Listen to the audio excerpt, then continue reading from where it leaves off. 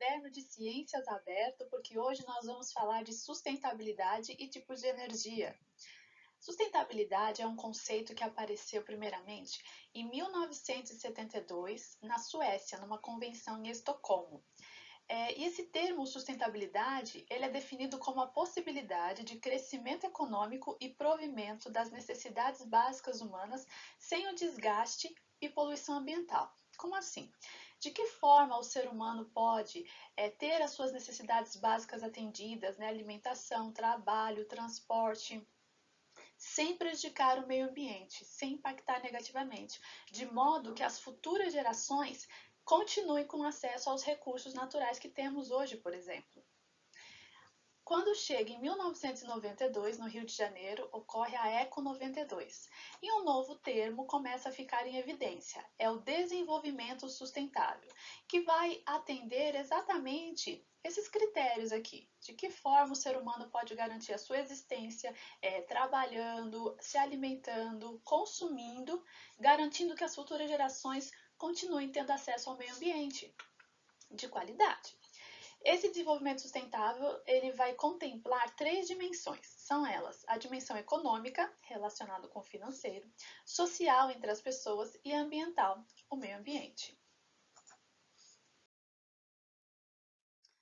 As empresas elas são muito preocupadas com essas ações sustentáveis, com esse desenvolvimento sustentável, de que modo essa empresa, essa fábrica pode continuar produzindo seus produtos, impactando minimamente o meio ambiente de forma negativa. Aqui nós temos alguns exemplos de ações sustentáveis que vão ser importantes tanto para as empresas como para cada ser humano, cada um tem que fazer a sua parte.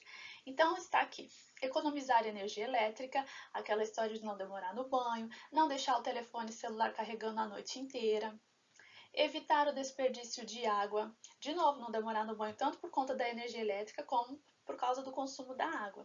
Não escovar os dentes ou ficar lavando as mãos e deixar a torneira aberta constantemente. Reciclar o lixo, separação pelas cores, valorização e preservação de áreas verdes e também a preservação de rios, mares, lagos e nascentes. A gente começa agora com um termo diferente, que é esse aqui, ó, matriz elétrica. A matriz elétrica é definida como o conjunto de fontes usado para a geração de energia elétrica. Matriz elétrica, conjunto de fontes voltados só para a produção de energia elétrica. Aí eu coloquei alguns exemplos para vocês, né? O secador de cabelo, as nossas lâmpadas, a máquina de lavar, o celular carregando ou só com a bateria pronta carregada, a geladeira, o chuveiro. Esses equipamentos que nós temos em nossa casa, ele vai entrar aqui ó, em matriz elétrica. A fonte dele é para gerar apenas energia elétrica. No caso do Brasil, a matriz elétrica predominante, de acordo com esse gráfico, é a hidráulica. Esse termo hidráulica a gente viu em sala de aula como hidrelétrica, é a mesma coisa, tá bom? Então, no Brasil, a matriz elétrica predominante é a hidrelétrica. É das hidrelétricas que vão vir a fonte de energia para gerar energia elétrica para nossa casa, as empresas e etc, tá bom? Aqui tem outros exemplos. Essas outras fontes também vão produzir energia elétrica, só que em menor quantidade, comparado com a hidráulica ou a hidrelétrica. Agora a gente vai para um termo diferente. Aqui, matriz energética. Ali atrás era a matriz elétrica com a fonte de produzir apenas energia elétrica. Agora, na matriz energética, ela é definida como o conjunto de todas as fontes de energia disponíveis para movimentar os carros, preparar comida, no caso aí o gás, né? Gerar eletricidade. Ali atrás na matriz elétrica, o único objetivo era gerar eletricidade. Aqui na energética já começa a abranger movimentar carros, então os combustíveis, preparação de comida e gerar eletricidade.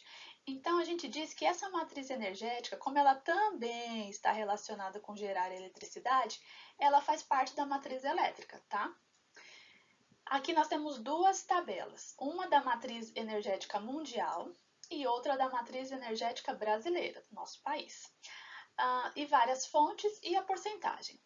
Tanto na matriz energética mundial como na matriz energética brasileira, há o predomínio da fonte do petróleo e seus derivados. Aí entra a querosene, a gasolina, o diesel. No Brasil também, a predominância da fonte de matriz energética é petróleo e seus derivados. Por que isso? Porque os meios de transporte, eles vão usar como combustível o petróleo e seus derivados. Como eu falei, pode ser o diesel, pode ser o álcool, pode ser a gasolina, pode ser os aviões e navios, eles usam tipos específicos de querosene, etc, tá bom? Quando chega aqui, ó, na segunda parte, quando fala da matriz energética mundial, a segunda fonte predominante é o carvão. Para o Brasil, não. Entra como derivados da cana. Então, agora começa a ter uma diferença entre a matriz energética mundial e a matriz energética do Brasil. O que acontece? Esse carvão não é o mesmo carvão que a gente usa lá para fazer o churrasco, por exemplo, tá? Aquele carvão que a gente usa para fazer o churrasco é chamado de carvão vegetal. Esse carvão aqui é chamado de carvão mineral. A fonte dele, da onde que ele vem, né? Ele vem da sedimentação de plantas que vão se decompondo e aí liberam uma substância que é conhecida como carvão mineral. E aí ele entra como uma fonte não renovável, certo? Porque ele pode se esgotar, demora muito esse processo para acontecer. Por que será então que o carvão mineral ele está em segundo lugar na matriz energética mundial, mas no Brasil, onde ele aparece? Aqui no finalzinho, tá? Isso se deve ao fato de que aqui no Brasil nós não temos tantas jazidas ou lugares onde há esse carvão mineral, onde há a predominância dele. Na China, por exemplo, tem muitas jazidas, muitos lugares em que esse carvão mineral vai ser encontrado. Então, por isso que quando coloca num gráfico de mundo, ele predomina ali em segundo lugar. Mas para nós do Brasil não, porque a gente não tem essas reservas, essas jazidas com lugares desse carvão mineral. Aí segue, né, as tabelas com as suas informações de matriz energética mundial e no Brasil. Algumas vão se equiparar, outras ficam próximas dos valores, enfim. Agora, o que eu marquei? Olha, eu marquei algumas com essas carinhas contentes em verde. Essas carinhas contentes em verde é para a gente lembrar que esses aqui são fontes de energia renováveis. Ou seja, elas existem em abundância na natureza, mas não quer dizer que com a mesma qualidade. Por exemplo, quando a gente fala da água, né? A água é um recurso renovável, mas nem por isso ela é inesgotável, por conta da poluição, do jeito que é tratada e etc, tá bom? Então a gente tem que pensar que os recursos são renováveis, mas com que qualidade? Temos que pensar nisso também, por isso a importância da preservação.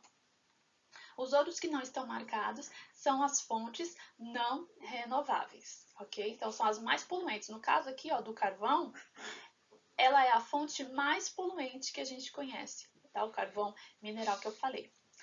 No nosso, olha aqui, ó, apareceu o carvão, mas lembra? É diferente. Esse daqui é o carvão vegetal, aquele que você já conhece, que é usado para fazer o churrasco e etc, tá bom? Então, ele pode ser usado como fonte, como recurso renovável. Vocês terão aí uma atividade para fazer.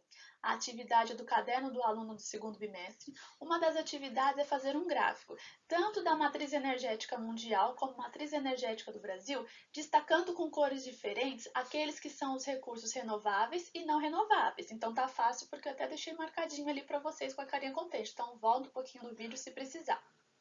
E o formulário de questões que vai estar lá no Telegram ou no Google Classroom. Vou dar mais informações para vocês lá pelo Telegram, que é para vocês responderem esse formulário. Não precisa copiar no caderno, vocês só vão responder direto. Preste atenção para colocar o seu nome completo, porque assim a correção vai certinha para você e volta para mim também. Então, até a próxima, a gente termina por aqui e bom estudo para vocês.